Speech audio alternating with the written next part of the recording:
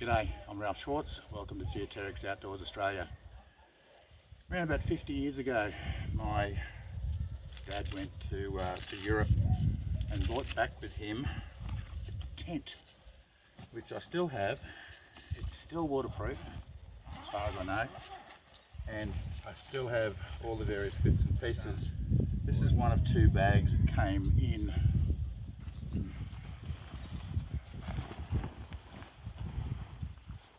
Part of the fly, bigger part of the fly. Have a look at these parts here, still aluminium with the original rubber, and look at this sewing. The quality of this webbing work is spectacular for it to be in the order of 50 years old. I don't know when it was manufactured. I know my dad brought it back in 67, but bought it over there and then had it shipped back. So it's had plenty of use over, and it's still going. So this is the tent itself, and what we need to do is peg this down, and that smell. So there's at least some heritage that I'll be able to hand down to my kids because of the quality of the build of this tent. It's still spectacular. So I've had to repurpose bits and pieces from other tents that haven't lasted the distance. But if you look at these tent poles here, see if you can come in a bit closer. Initially I had them all coated, so I knew where they went, but age has not been as kind to these. But just have a look here. This is all original gear in here, and let me just say, 50 years, this is one of the original pegs. We've added to these over the years. We've got some dry lines.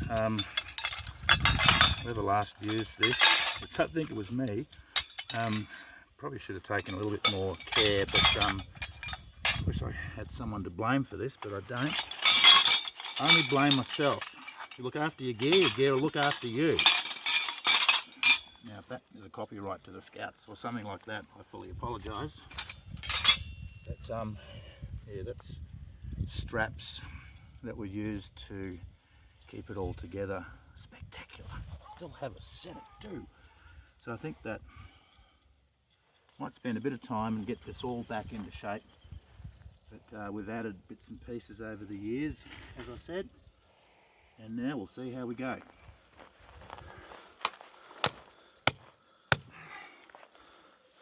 Just come around to your right a bit.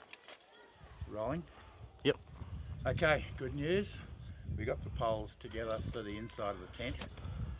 I'm 6 foot, so, or just over 6 foot. So this is not a bad height tent. Come around and have a look at the logo. So SportBerger Rothschwaige von München. So that's SportBerger is sport manufacturer. Rothschwaige is presumably a town near Munich, or München as it's pronounced in German. So it wasn't from Mainz. My dad might have bought it in Mainz, but somehow I had Mainz in my head. But yeah, have a quick look. It needs a bit of a clean out from the last time. But let's keep putting it up, and I'll just show you a couple of the features while we do that. I'm going to peg here, but have a look at these old bits. They're all cast aluminium by the looks of things, and some of them, like I say, have had better days, have had a bit of wear, but it's still kicking, it's still going. Like, look at these little tabs in place to you can roll this up. The zips didn't work the last time I used it, and we need to fix that. But I'll get this up and we'll keep going.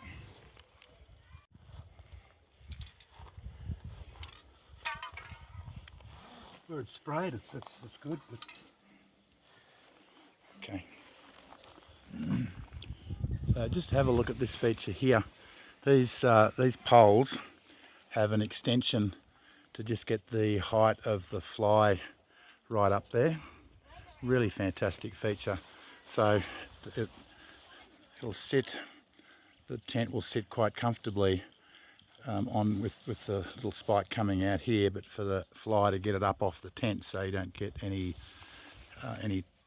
touching between the fly and the tent, which would mean certainly leakage. You've got this extension. So a bit more trial and error to get the right combination of poles to the middle. And so what we have here is the middle piece, which opens either side with some more poles, which I don't have enough of, and comes straight out as a little bit of an awning. But I'm quite happy to leave it open, leave it folded over. That's the way into the hut, so that's probably the way I'll do that. Now, just let me say, in the days that this tent was actually designed and made, there was they were 4-season tents. The thickness and the quality of this canvas is superb. Quite happily stay in this in winter. I actually have a stove jack, flue jack, which I've recently bought from a canvas tent supplier. I'm actually going to put this in the wall, so if you can imagine this fly on the other side is going to be similar. I'm going to put the flue at about this height so it's not dragging too much on the tent fabric, and but that'll be a whole other video. I'll put the link on top there when I bring that video out, and just to show you how this hardware goes together, and how I set up the little wood heater in the tent. So, end result complete.